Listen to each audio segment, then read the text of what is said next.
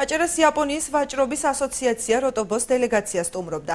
უცხოელი სტუმრები რეგიონს საინვესტიციო გარემოს გასაცნობად ეწვივნენ. შეხვედრა უკვე გაიმართა აჭარის ფინანსთა და ეკონომიკის სამინისტროს წარმომადგენლებთან. მათ აჭარაში სხვადასხვა მიმართულებით საინვესტიციო პოტენციალი გააცნეს. ვიზიტის ფარგლებში შეხვედრა გაიმართა ბათუმის პორტშიც.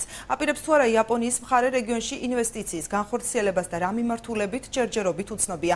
გაცნობითი ხასიათის შეხვედრები დღეს დასრულდა. სტუმრები აჭარის მთავრობის თავმჯდომარესაც შეხვდნენ. იაპონიის ვაჭრობის ასოციაცია როტობო 200-მდე ბიზნეს კომპანიას აერთიანებს. რეგიონი, როგორც ტურისტული მიმართულებით, ასევე სოფლის მეურნეობა, ტრანსპორტი, ლოჯისტიკა და ასე შემდეგ. შევთავაზეთ სამომავლოდ რამდენიმე ვარიანტი იმისა, რომ მათ წარმომადგენლობა გახსნან და ჩვენი ასე ვთქვათ, კლიმატი, როგორც საგადასახადო, ასევე სხვა საერთაშორისო ინსტიტუტებთან ურთიერთობის გამოცდილება, რომ შეუძლიათ აქედან ვთქვათ, მოახდინონ საქართველოს სახელით აქაური პროდუქცია აწარმოონ და გაუშვან ევროპაში. ამ ეტაპზე რაიმე კონკრეტულ წინადადებაზე საუბარი შეუძლებელია. გქონდა პრეზენტაცია, წარუდგინეთ რეგიონის შესაძლებლობები, ეკონომიკური პოტენციალი, ვისაუბრეთ ოდერძის სამთო კურორტის განვითარების პერსპექტივაზე, ქობულეთის ტურისტული ზონის განვითარებაზე, სამრეწველო ზონის განვითარებაზე და ნახოთ